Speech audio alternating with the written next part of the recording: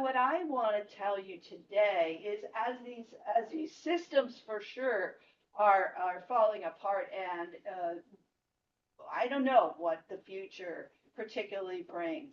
I want to introduce this idea of a circular economy, a circular lens, because for as much as it's all really hitting the fan right now, we do have within us this ability to kind of be a part of a different circle, and a circle that isn't really changing. So, the name of my thoughts is life through the lens of a circle. So my kitchen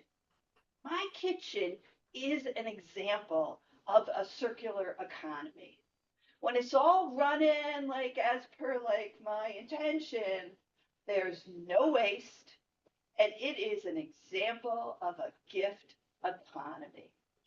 With my large garden, I have fresh produce all summer with much to give away. It's my haven. It's my produce aisle that I get to visit, as I'm planning dinner in the summer. And by preserving these little batches of vegetables, it's my frozen food aisle in the basement. And there's a rhythm to the reuse and the regeneration of food. Leftovers become lunches or a meal for an elderly couple, or get combined in one of a kind recipes that will never be repeated because you wouldn't have the same leftovers into something new. And when it's, and of course, these things get used up, right? And when they become inedible or they can't be used as being edible, they become compost and feed the soil in the garden. It is a system that works. And it's a system I'm advocating we could think about as the lens of how we go through our day. So I'm just going to back up from all those spiritual benefits of a circular economy and tell you, in the name of I don't know in the name of industry, in the name of science, in the name of information, a circular economy is a model of production and consumption, which involves sharing, leasing, reusing, repairing, refurbishing, and recycling existing materials and products as long as possible. In this way, the life cycle of products is extended. So you're taking my garden and my food, and now you're putting it into, the world of creating, manufacturing, and all of that. And in practice, it means reducing waste to a minimum. And when the product reaches the end of its life, its materials are kept within the economy whenever possible to recycle. And these can be used productively over and over and over again. It's different than what we do now. We have this linear economy where we harvest cheap resources, we make them into cheap goods, and then we throw them away. I'm not telling anybody anything they don't know. That doesn't work. So we need, and I don't know about you, but now water heaters like last 5 years or something. When you say, I can't believe my my water heater needs like to be like replaced, I go, oh yeah, well you got 5 years on it. So that's what also needs to be going away. And there's lots of examples where we are making those changes. Jill runs the repair cafe, where people are fixing lamps. They're not just throwing them away. We're getting much more of an idea of how much waste we are creating and how much we need to change what we're doing. And in the work of Robert Wall Cremier, she's a botanist, she's a Native American. She also is pushing and advocating for the idea that not only do we need to kind of pay attention to what we're doing in terms of the products we buy and use, but we also need to pay attention to our energy in terms of using those things. And that's a big kind of switch, and in one sense, a big circle. In Native American culture, when something is taken, gifts, gratitude is given. And I think that if we were to start to put that into our own way that we walk through the world, that would be a circle that would feed us, right? We're using something, we're saying thank you. Those thanks really are coming, are accessing our best parts of ourselves. And then we're experiencing the best parts of ourselves. So there is this way that we could see our own lives and our own choices and the little tiny decisions that we make. They could feed us and actually feed the world. But how do we change our perspective like that?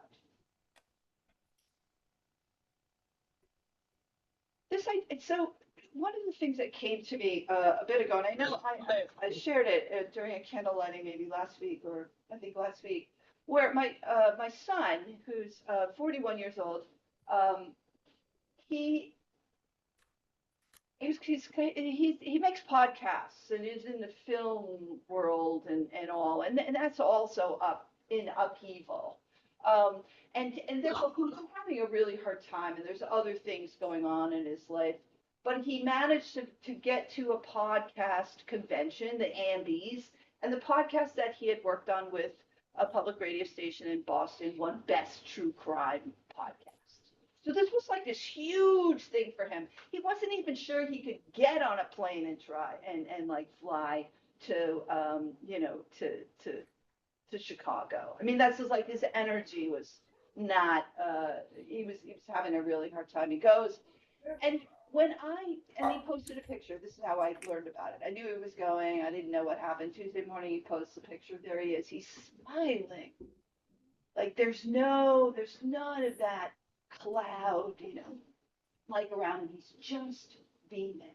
And what came to me was my own gratitude that in one sense the fruit of my love in him was blessed. That's the thought that came to me. The fruit of my love is blessed today. And therefore I'm blessed today. And I think that is part of that energy. Anytime, and think about it, anytime you bless, same as that gratitude, is it not a circle that gives to somebody else and feeds you too? Am I making this up? I mean, does it make sense? Right? So that's kind of interesting. Helps you out, like in your day. If you can have a moment like that in the midst of like everything else that we're paying attention to that isn't particularly pleasant. And I marvel that actually is available to us, like at all times. So it changes our perspective with our intention that we want to think about this like a circular economy, right? It's not just, so how do we help ourselves move things forward in that way? Either evoke gratitude or blessings. Can you think of anything in your life that you just do? I mean, one of the things that I thought about, and Jill's there, is grandchildren. Our relationship with grandchildren is kind of like it's a circular thing that works, right? Mm-hmm. What else? Can you think of anything?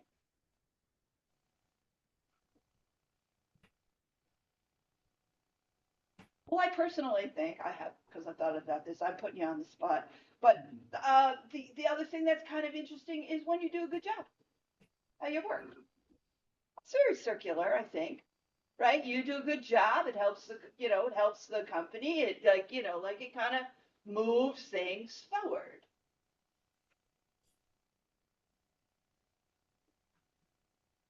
One way I think about it is, am I putting positive energy in? What am I contributing to this conversation?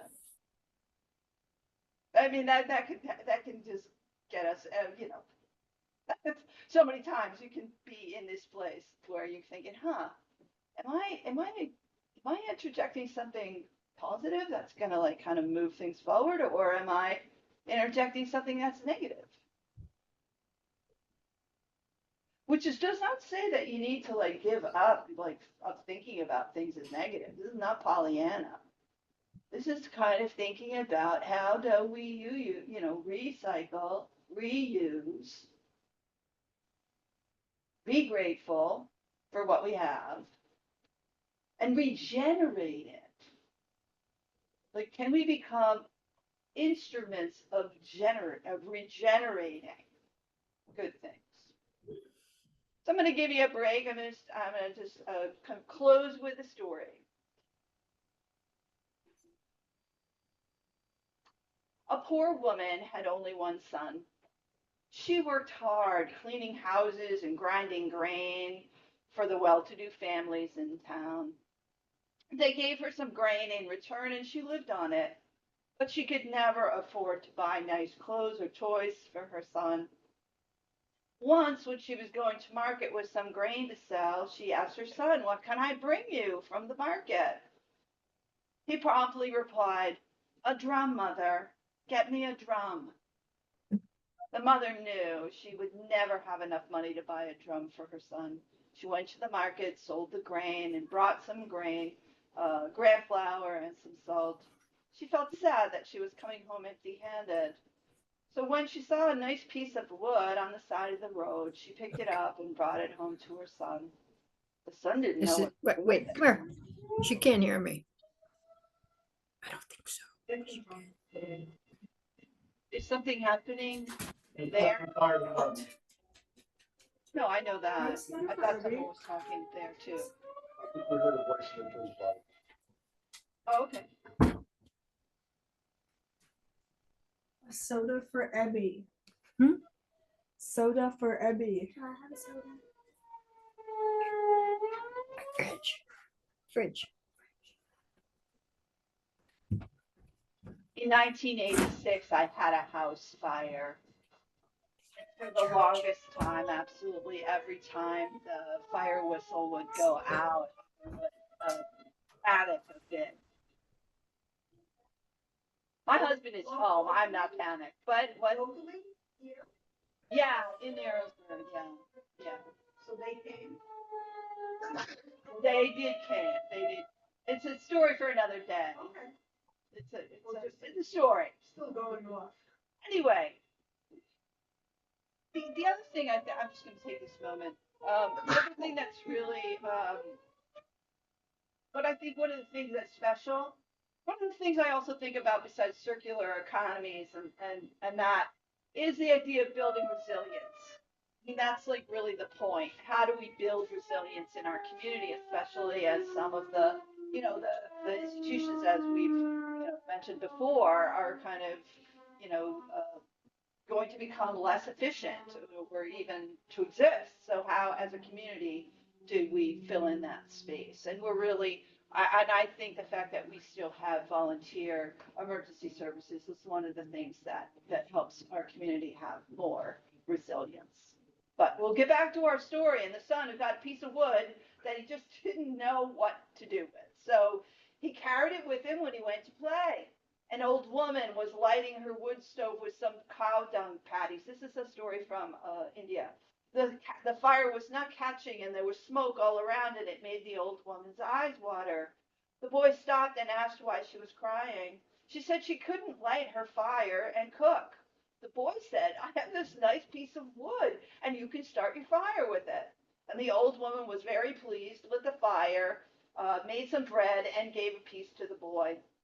He took the bread and walked on until he came to a potter's wife. Her child was crying and flailing his arms. The boy stopped and asked her why the child was crying. The potter's wife said the child was hungry and she had nothing in the house to give him.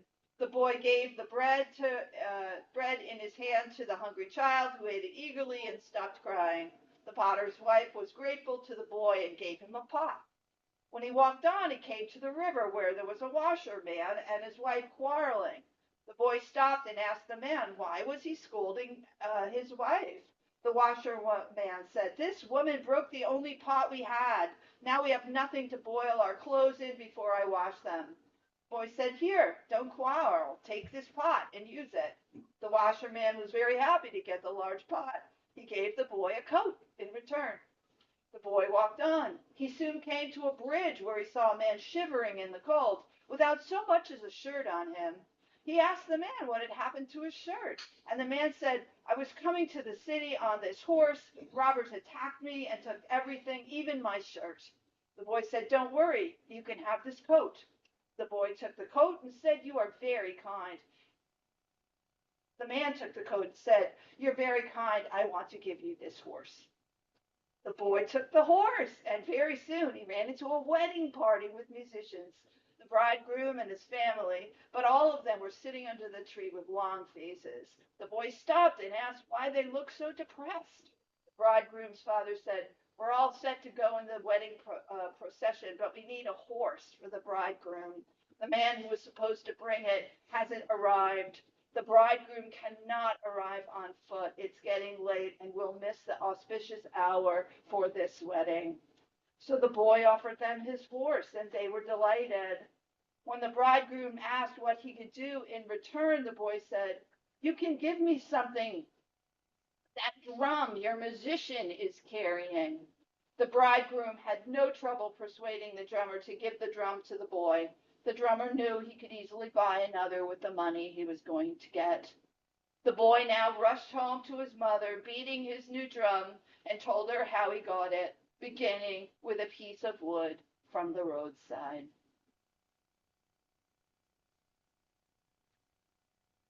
In this circle of giving, all are enhanced. Everyone gets what they need. This is the place of regeneration. We start small. We start today with an understanding of circles. Let us remember in this time to feed those circles, to be aware of those circles, and to think about where we could create a little bit of a loving feedback loop. In the earth, it teaches us everything moves in circles. The moon waxes and wanes, the tides rise and fall. We are born, we grow, we return to the soil. When we adapt this lens of a circular economy, we're not just being eco-conscious. We are creating our own renewal, our own theology of renewal. We are saying nothing is disposable, not this world, not this moment, not each other. That in itself is a circle of renewal. May your life be filled with circles of renewal and rest. Rest. And as people of faith, let us maneuver through this froth-filled landscape. And may these circles of renewal radiate out in a loving embrace.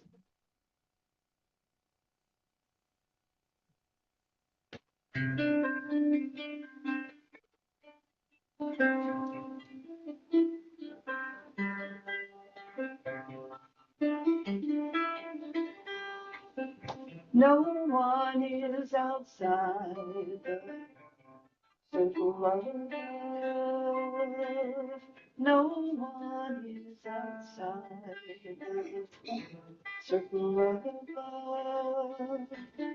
No one is outside the circle of love.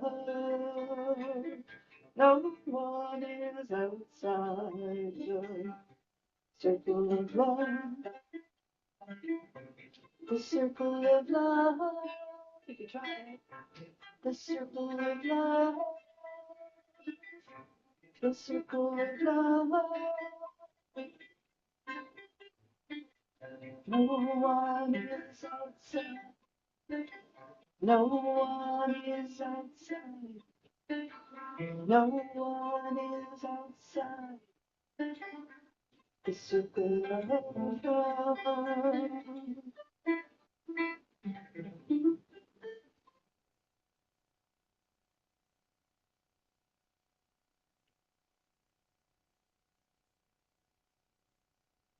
Any comments?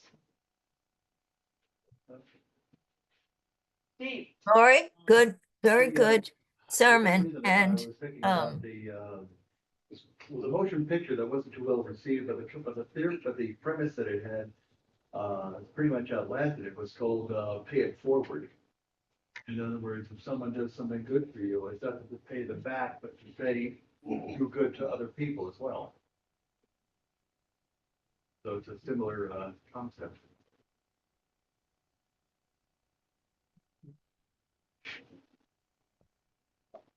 Sheila's next. nice emphasis, first of all, very, very nice sermon. A nice emphasis on you get what you need, not always what you want. And in troubled economic times like this, I think that's a very timely message and one that can bring everybody comfort.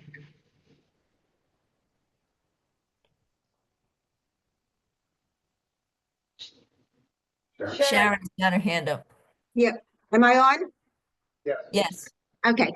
I missed parts of this service only because I'm baking and it's downstairs in my computer in the kitchen. I couldn't get on, so I'm in Tom's room. So I'm sorry for that, but I got most of it. Um, the one thing that I was in the beginning to conserve as much as you can, and I have been a big advocate of that.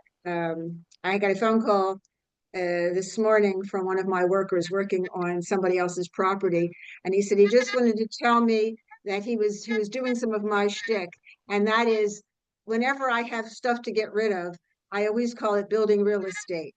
I never take very much to the dump or to my garbage can. I find some place, somehow, somewhere to use it. And he wanted to call to tell me that he had saved his person he was working for a lot of money by just they wanted a raised bed garden, and he found some other kinds of ways to raise most of it and then just get enough dirt to put the garden in. And I've been doing that for years and years, and everybody gets laughs except until they see it. I built like I don't know how many acres I built on the waterfront in front of my house because I just conserve whatever's around. And I would just want to say that when people were eating my goods when I used to bake for the fellowship, don't ask what was in them. You're all still alive, but I used a lot of ingredients that needed to be used up, and everybody thought they were pretty good. So I didn't do anything terrible. The other thing I want to say is there was somebody on MSNBC the other day. I had never seen him before, and he said something that I think is very useful. He says, always think of other people's needs before your own. If you're going to start from a selfish beginning, you're not going to get very far. You see where that gets people. No place. Well, it gets them someplace, and someplace really pretty bad. I find that whenever I can try to consider the other person's needs before mine, I am rewarded in such ways that I can't even tell you. It just, what goes around comes around. You give it out, it's going to come back, and it's going to come back good. So I'm a great believer in that. And but I'm baking a kugel for Seder tonight. So that's why I was so busy. I'm so busy going back and forth downstairs. But thank you, Laurie. It was very nice, and I'm glad to hear those sentiments. Sharon, I have to tell you, I was at a funeral for a minister this week, and Pat Sanders was there, and also Barbara Leo. And we stayed after and had chocolate cake. And I was invoking your spirit and saying there was nothing in this world and no one in this world who could make a chocolate cake better than you, and how I had so many fond memories and how I would always have a second piece and relish every bite. And they agreed with me. So whatever you put in that chocolate cake, woman, keep Don't it up. ask. You could get a Betty Crocker or a Pillsbury Award. There you go. I'm really thankful for that. And see how we did good in the world and no one died. That's what I say to all my workers. We did good, no one died, we're safe. Great. Thanks. Thanks, Sheila. So I have closing words. Thank you. I have closing words. This is by Black Owl. Everything the power of the world does is done in a circle. The sky is round, and I have heard that the circle is round like a ball, and so are the staffs. The wind in its greatest power whirls. Birds make their nests in circles, for theirs is the same religion as ours. The sun comes forth and goes down again in a circle. Even the seasons form a great circle in their changing, and always come back again to where they were. The life of a person is a circle from childhood to childhood, and so is it in everything where power moves. And now we will extinguish our chalice.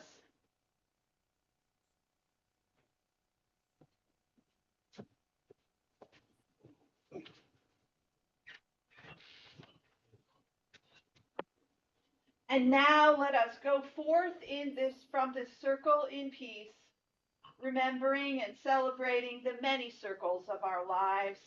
May we go and serve those circles in all that we do, bearing witness to the completeness of this circle of love, so that those in whom love is a stranger may find in us generous friends.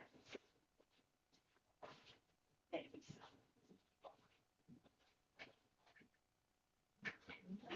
And we have some coffee and a little couple of some magic bars. Thank you all for Thank you. attending today. It's beautiful, beautiful sermon, Laurie. Excellent. Thank you.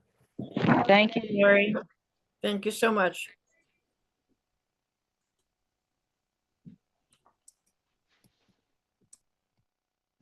Yeah, Laurie, great. Yeah. I was just looking at the comments, Yes. the four agreements. That's a really a good book to be looking at. Anyway, thank you. Thank you, Laurie, for a great service.